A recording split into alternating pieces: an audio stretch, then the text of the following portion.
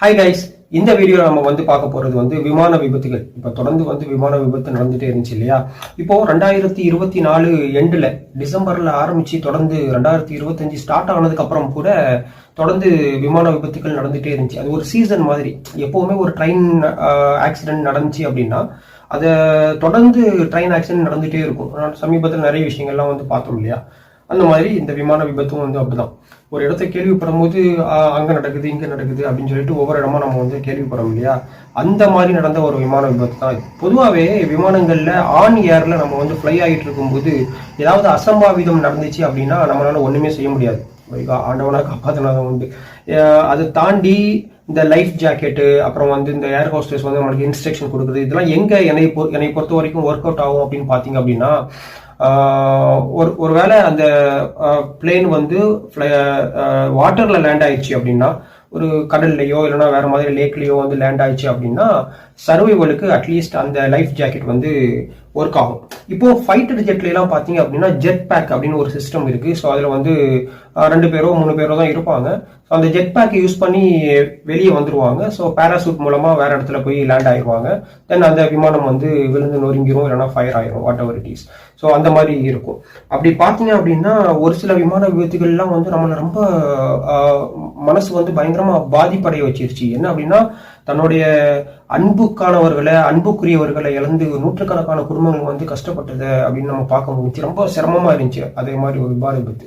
ஆனா அதுல ஒரு பர்டிகுலரா ஒரு விமான விபத்து அப்படின்னு பாத்தீங்க அப்படின்னா, அந்த பிளைட் ஆக்சிடென்ட் நம்மளை புருவத்தை உயர்த்தி பார்க்க வச்சிருந்துச்சு. அது ஒரு கோர விபத்து தான். ஆல்மோஸ்ட் ஃபயர் ஆயிடுச்சு. ஸோ அதுல யாருமே உயிர் சேதம் இல்லை அப்படிங்கிறது மிகப்பெரிய ஒரு ஆச்சரியமா இருந்துச்சு எனக்கு இந்த விஷயத்தை பொறுத்த வரைக்கும். ஸோ அந்த வீடியோ தான் இப்போ நீங்க பார்க்க போறீங்க. அந்த வீடியோவை நீங்க பார்த்துட்டு வந்துறீங்க. அந்த வீடியோல என்ன அப்படின்னா, ஒரு ஃபிளைட்டு டேக் ஆஃப் ஆகிறதுக்காக ரன்வேல வெயிட் பண்ணிட்டு இருக்காங்க. ஸோ இன்னொரு ஃபிளைட் லேண்ட் ஆக போகுது. ஸோ அந்த காக்பிட்ல இருந்து எடுக்கப்பட்ட இந்த வீடியோ. ஸோ இந்த வீடியோ தான் நீங்க பார்க்க போறீங்க. இந்த ஃபிளைட் ஆக்சிடென்ட்டை ரியலா எக்ஸ்க்ளூசிவா வீடியோ பண்ணியிருக்காங்க அப்படிங்கிறது தான் இதுல முக்கியமான விஷயம். இந்த வீடியோ பாருங்க.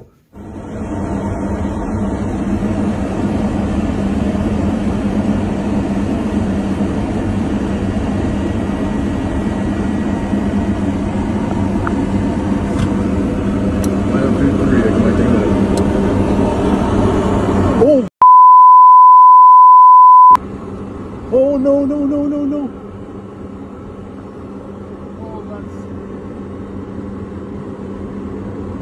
Tower, you're seeing this airplane just crash into three. Oh my god! Oh my god! Well, hold shit. Come on, take me out. Yes, guys. Video பாத்தீங்களா? எஸ், ரொம்ப மனசுக்கு ரொம்ப கஷ்டமா இருந்துச்சு. ஸோ இந்த ஃபிளைட்டை பார்த்தீங்க அப்படின்னா டோட்டலாக அப்படியே ஃபிளிப் ஆகி தலைக்கீழ பறண்டு போயிடுச்சு. லேண்ட் ஆகும்போது கரெக்டாக தான் ஆச்சு. ஸோ அவங்க பயங்கரமான பனிப்பொழிவு. இப்போ நீங்க பாத்தீங்க அப்படின்னா அந்த பணியில் எனக்கு தெரிஞ்சு ஸ்கிட் தான் ஆகிருக்கணும். வேற எதுவும் டெக்னிக்கல் இஷ்யூஸ் இருக்கிற மாதிரி இல்லை. ஸோ இந்த ஃபிளைட்டை நீங்க பாத்தீங்க அப்படின்னா ஃபயர் ஆயிடுச்சு ஆல்மோஸ்ட். பட் அவுட் சைட்ல ஃபயர் ஆனதுனால உள்ள இருக்கிறவங்களாம் எஸ்கேப் ஆயிட்டாங்க. பொதுவா ஒரு விமானம் அப்படின்னு நீங்க பாத்தீங்க அப்படின்னா 2 முக்கியமான தருணம் ரிஸ்க் ஃபேக்டர். ஒன்னு டேக் ஆஃப், இன்னொன்னு லேண்டிங். உங்களுக்கு தெரியும், வண்டி ஏறும்போதும் சரி இறங்கும்போதும் சரி இது உங்களுக்கு கொஞ்சம் ரிஸ்கான ஒரு விஷயம் தான். மற்றபடி ஃப்ளை ஆகும்போது எப்படி இங்க ரோட்வே இருக்குதோ அதே மாதிரி ஏர்வேன்னு ஒன்று இருக்கு. ஸோ அந்த ஏர்வேல ஃப்ளை ஆகிட்டு இருக்கும்போது பைலட் எனக்கு தெரிஞ்சு ஆட்டோ பைலட்டிங் அப்படின்னு ஒரு சிஸ்டம் இருக்கு. அதை கூட ஆன் பண்ணிட்டு எனக்கு தெரிஞ்சு தூங்கிடலாம் நினைக்கிறேன். ஸோ அந்த மாதிரி ஒரு சிஸ்டம் இருக்கு. பட் லேண்டிங் அண்ட் டேக் ஆஃப்ல ரொம்ப கண் விழிப்பா இருக்கணும். So captain and vice captain, that means pilot and co pilot ரொம்ப கேர்ஃபுல்லா இருப்பாங்க லேண்டிங் அண்ட் டேக் ஆஃப்ல. ஸோ இந்த ஃபிளைட்டை நீங்க பாத்தீங்கன்னா கூட ஃபிளைட் லேண்டிங்ல தான் ஆக்சிடென்ட் ஆயிருக்கு. டோட்டலா இறங்குனதுக்கு அப்புறமே ஃபிளிப் ஆயிடுச்சு. கொஞ்சம் தூரம் மூவ் பண்ணி ஃபிளைட் எல்லாமே பர்ஸ்ட் ஆயிடுச்சு. பட் ஃபார்ச்சுனேட்டா பை காட் கிரேஸா உள்ள எதுவுமே ஆகல. வெளியில தான் இதாயிருக்கு. ஒருவேளை பனியா அந்த சீதோசனால அப்படி இருந்ததுனாலயோ இல்லைன்னா அந்த கிளைமேட்னால ஒருவேளை பத்திக்கல அப்படிங்கிறதுனால நான் நினைக்கிறேன் உள்ள இதாகல. ஏன்னா இதெல்லாம் பாத்தீங்கன்னா ஃபியூல்லாம் ஹை ஃபிளேமபிள் ஒயிட் பெட்ரோல் அந்த மாதிரியான ஒரு விஷயம் தான். ஸோ இது சின்ன ஃபிளைட் தான்.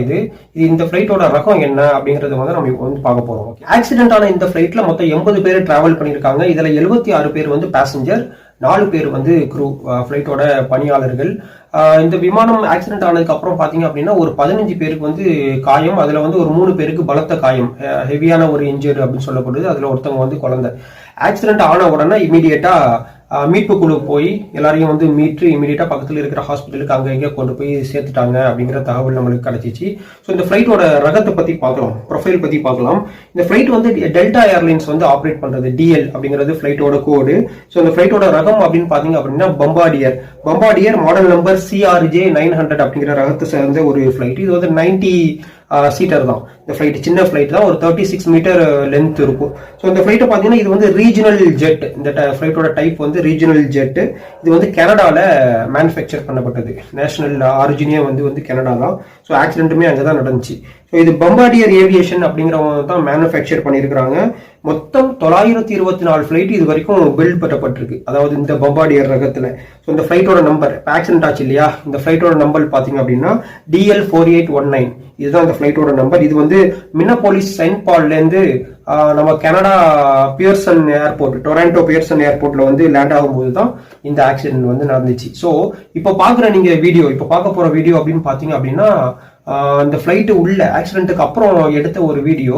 நீங்க அதுல பாருங்க, பேசஞ்சர் வந்து தலைகீழ இருப்பாங்க. ஸோ ஏன்னா ஃபிளைட்டே வந்து ஃபிளிப் ஆயிடுச்சு இல்லையா, அவரோட தலை வந்து கீழே இருக்கும், அப்படியே டோட்டலா வேற மாதிரி இருக்கும். உள்ள அந்த வீடியோ எடுத்திருக்காங்க, வீடியோ பாருங்களேன்.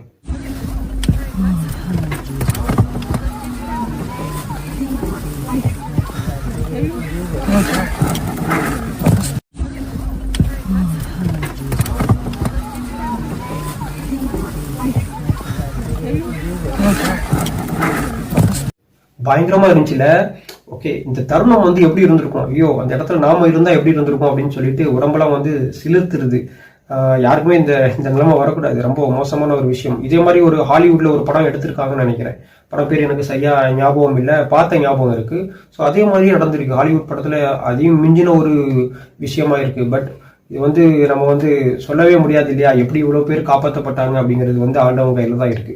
ஸோ அதையும் தாண்டி இப்போ ஒரு வீடியோ பார்க்க போறீங்க. இந்த வீடியோ ஆக்சிடென்ட் ஆச்சு, இப்போ தலைகீழ இருக்காங்க இல்லையா, இப்போ மீட்பு படையினர் வந்து கூப்பிடுறாங்க. அந்த ஃபிளைட்டோட கேபின் குரூ உட்பட எல்லாருமே வந்து கூப்பிடுறாங்க, சீக்கிரமா வெளியே வாங்க, குயிக்கா வெளியே வாங்க, ஃபயர் ஆகிற போகுது. ஸோ அதுக்குள்ள ப்ரிகாஷன்ஸ் எல்லாம் அங்கே எடுத்துட்டு இருக்கோம், இமீடியட்டா வாங்கன்னு சொல்லிட்டு கூப்பிடுறாங்க. இந்த தருணம் இந்த வீடியோல எப்படி இருக்குன்னு பாருங்க. ஒரு பேசஞ்சர் எடுத்தது, தட் மீன்ஸ் அங்கேயே வந்து கேமரா ஆன் பண்ணி ஃபிளைட்ல இருந்து வெளியே வர்ற வரைக்கும் எடுத்திருக்காரு. சம் எஃப் வேர்டு வந்து யூஸ் பண்ணியிருக்காரு. ஸோ நாங்கள் வந்து பீப் போட்டிருக்கோம். ஸோ அவர் ஒரு எக்ஸைட்மெண்ட்ல அதெல்லாம் பேசிட்டாரு. ஸோ பாருங்க. Everything, drop it. Come on. Don't take no video. Get that phone away.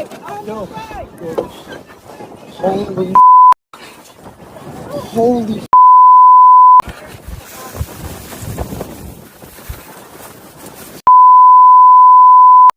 oh my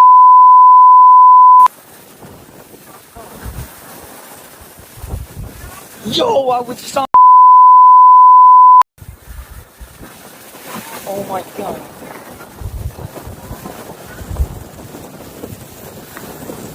yo, I was just on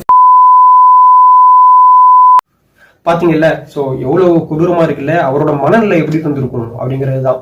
so ஃபிளைட்ல இருந்து இறங்கி அது வீடியோ எடுத்து நம்ம வந்து உயிர் பழைப்போமா, இன்னும் உயிரோட தான் இருக்கிறோமா, ஒரு அதிசயத்துல அவர் வெளியே வந்து அந்த மாதிரி ஒரு விஷயங்கள்லாம் வந்து பேசிட்டு இருக்காரு அப்படிங்கிறத நம்ம வந்து பார்க்க முடிஞ்சுச்சு.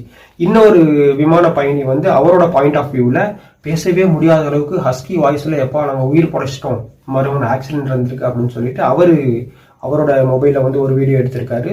ஸோ இந்த வீடியோ உங்களுக்காக. We're in Toronto. We just landed. Our plane crashed. It's upside down. Fire department's on site. Upside down. Everybody, most people appear to be okay. We're all getting off. Some stuff going on.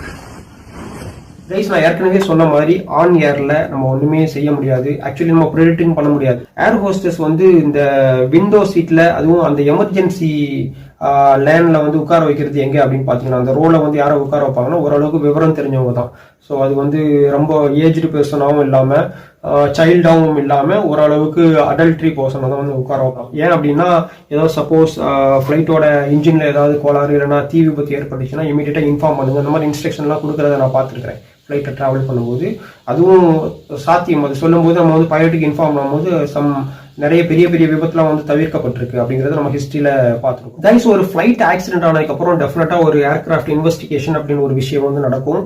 So இதுல வந்து எல்லாருமே வந்து காப்பாற்றப்பட்டிருக்கிறதுனால கண்டிப்பா வந்து pilot கிட்டையும் crew கிட்டையும் ஒரு சில பேசஞ்சர் கிட்டையுமே வந்து கண்டிப்பா அந்த இன்ஃபர்மேஷன் இருக்கும். அதையும் தாண்டி கடைசி தருணம் வந்து ஒரு விஷயத்துல ரெக்கார்ட் ஆகிருக்கும். என்னன்னு பாத்தீங்க அப்படின்னா ஃபிளைட்டோட பிளாக் பாக்ஸ், கருப்பு பெட்டி அப்படின்னு சொல்லுவோம். அதுல வந்து எல்லா இன்ஃபர்மேஷனுமே இருக்கும். ஆடியோ, கடைசியில பேசின audio, then air to ground லெவல்ல வந்து ஷேர் பண்ண கோட்ஸ், அவங்க என்ன கம்யூனிகேட் பண்ணிட்டாங்க அப்படிங்கிற நிறைய விஷயங்கள் வந்து இந்த கருப்பு பெட்டியில இருக்கும், பிளாக் பாக்ஸ்ல. ஸோ தேடி இருக்க வேண்டிய அவசியம்லாம் இல்லை, ஃபிளைட் அங்கேயே இருந்ததுனால கண்டிப்பா ஈஸியா கிடைச்சிருக்கும். கண்டிப்பா இன்வெஸ்டிகேஷன் போயிட்டு இருக்கும். இந்த வீடியோ உங்களுக்கு ஏதாவது இன்ஃபர்மேட்டிவா இருந்துச்சு, இல்லைன்னா ஏதாவது பிடிச்சிருந்துச்சு அப்படின்னா சப்ஸ்கிரைப் பண்ணி சப்போர்ட் பண்ணுங்க. ஸோ மேலும் இதே மாதிரியான ஒரு வீடியோ வந்து நாங்கள் மேக் பண்றது எங்களுக்கு ஒரு எந்துவா இருக்கும்.